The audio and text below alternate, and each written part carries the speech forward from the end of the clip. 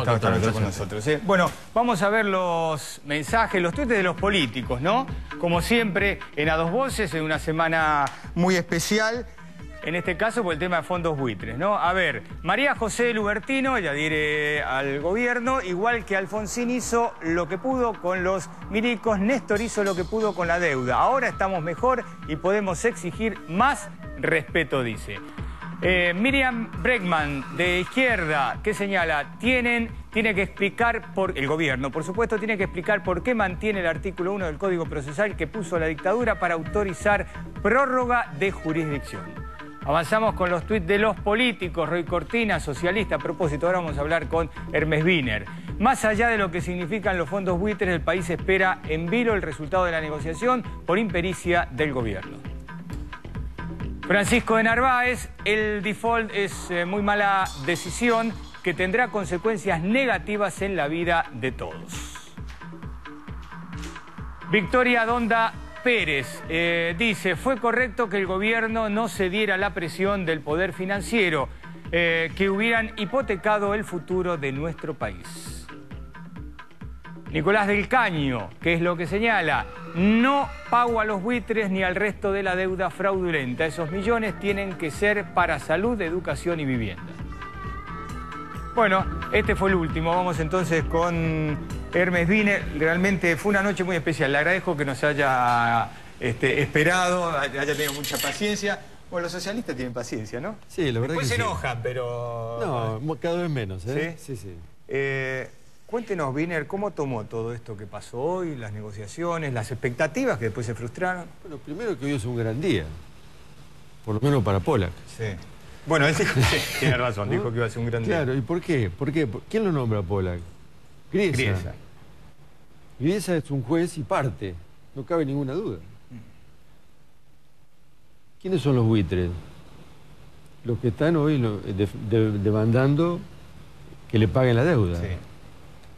Y cercanos a quién están, a los que hoy triunfaron, que son los que revolotean las aves negras estas que revoloteando la Argentina. Entonces, sobre esta realidad, es muy difícil tener precisiones por parte de la población y muy difícil tener opiniones alrededor de lo que está ocurriendo en materia de deuda.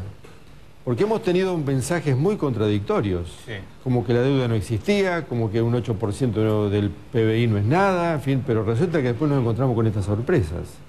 Entonces, nosotros en este mismo programa planteamos, como posición del Frente Amplio UNEN, la necesidad de que defendamos la Argentina, pero también que el camino tenía que ser la negociación y que teníamos que eludir la posibilidad de entrar en default. Esa negociación se llevó adelante con un grupo de gente inexperta. ¿Qué vamos a esperar allí? ¿Buenos resultados? Porque también lo planteamos en ese momento. El tema de la mediación, en estos casos, es muy difícil y se necesita gente muy avesada para poder realmente avanzar.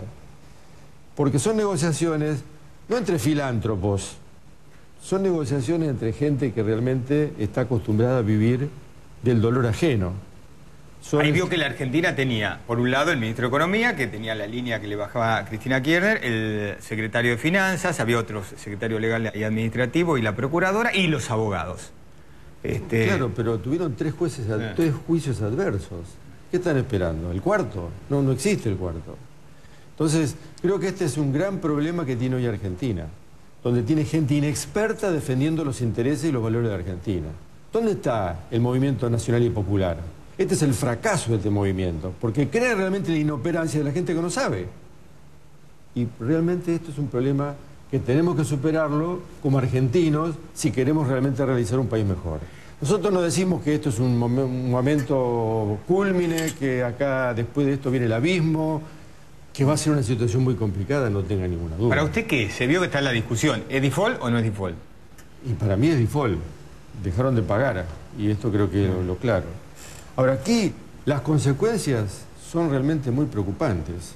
Por un lado vamos a tener las consecuencias económicas, que serían de alguna manera tolerables, pero necesarias de abordar. ¿Qué tiene que ver las consecuencias económicas? Tiene que ver que vamos a tener problemas en la economía vinculada a la economía de la familia, a que van a haber reducido su capacidad de poder ingresar elementos fundamentales para su vida. Acá tenemos un 30% de la población de la Argentina que vive en la pobreza. Esto no lo digo yo, lo dicen los informes oficiales.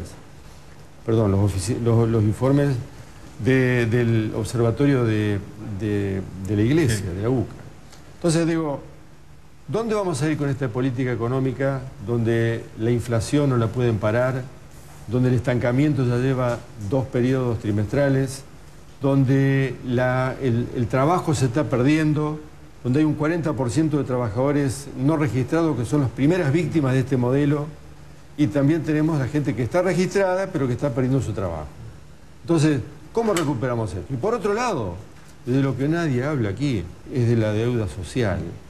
Porque todo este dinero que está en danza es dinero que le pertenecía a los jubilados, que le pertenecía a la ANSES, y que fueron dejando pagaré sacando plata.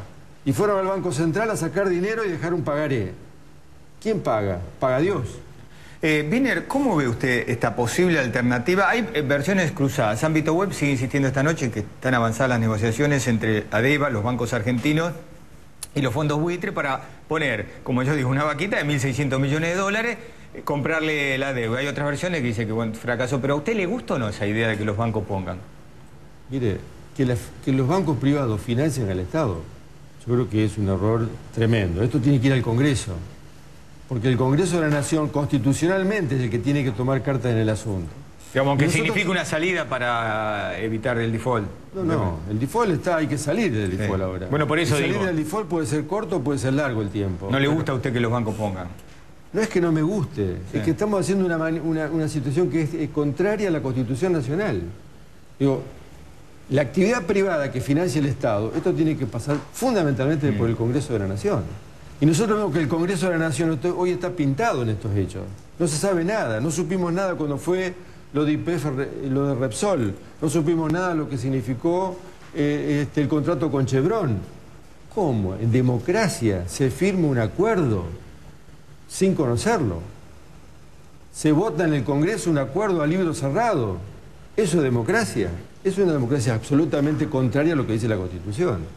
Entonces, este tema de los fondos buitres es un tema clave, grave, preocupante para el futuro de la Argentina.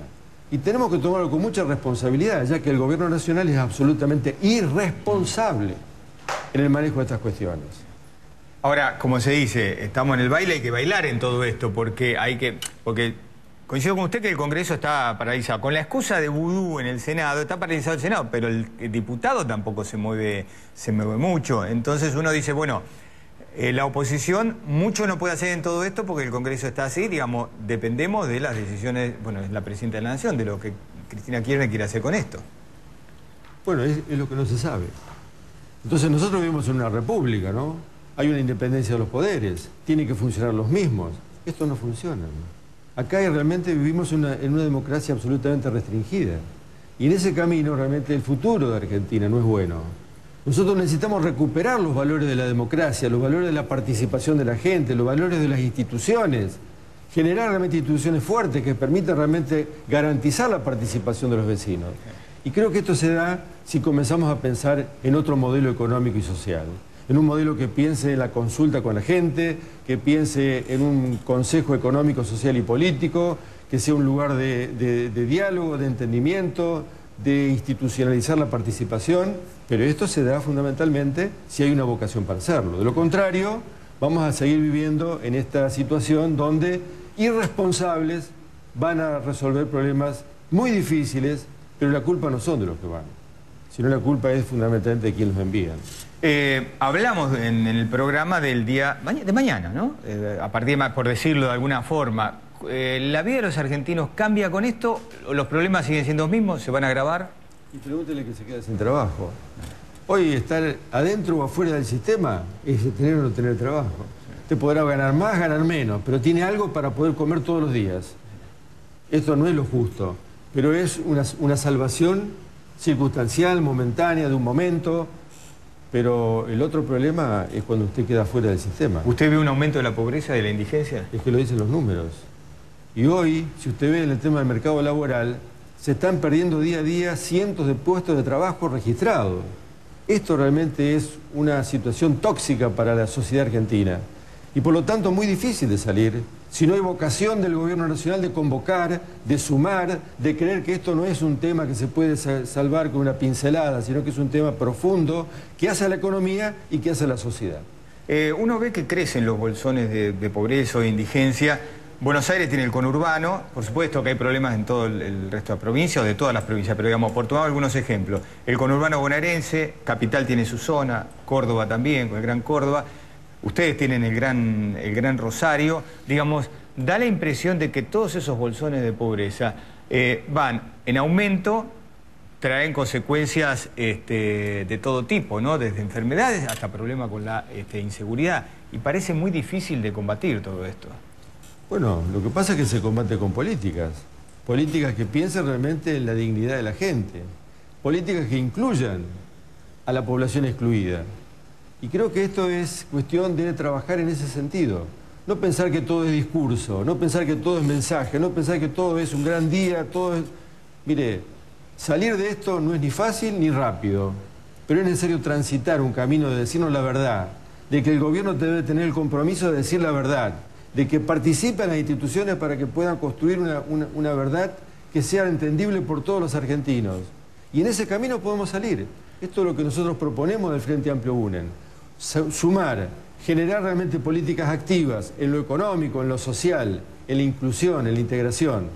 El trabajo y la educación son dos elementos imprescindibles para la construcción de una sociedad mejor. El trabajo porque da dignidad y la educación porque le da libertad. Wiener, ¿hicieron las paces con Cristina Kirchner? Porque se acuerda, el gobierno hablaba de narcopolicía, ¿no? Que todos los males estaban en la provincia de Santa Fe, gobernada por los socialistas. Bueno, usted sabe cómo fueron las cosas allí. Nosotros clamábamos, por favor, que vuelva Gendarmería en las rutas nacionales, que hay 3.000 kilómetros de rutas nacionales.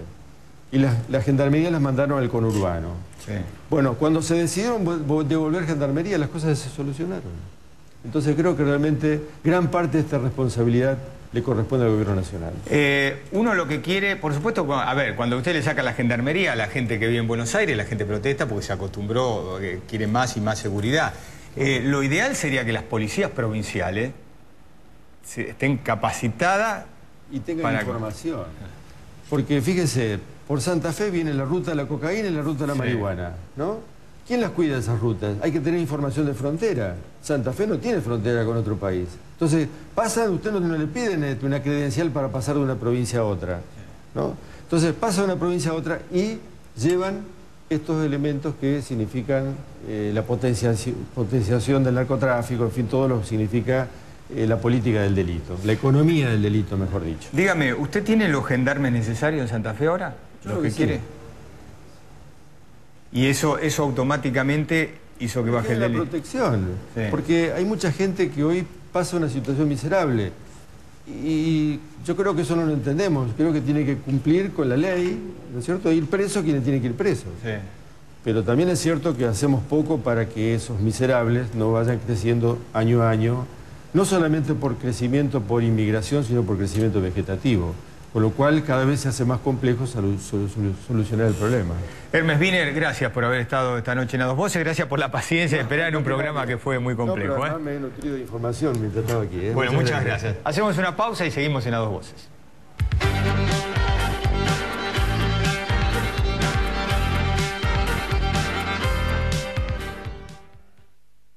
Divanlito, Divanlito, Divanlito.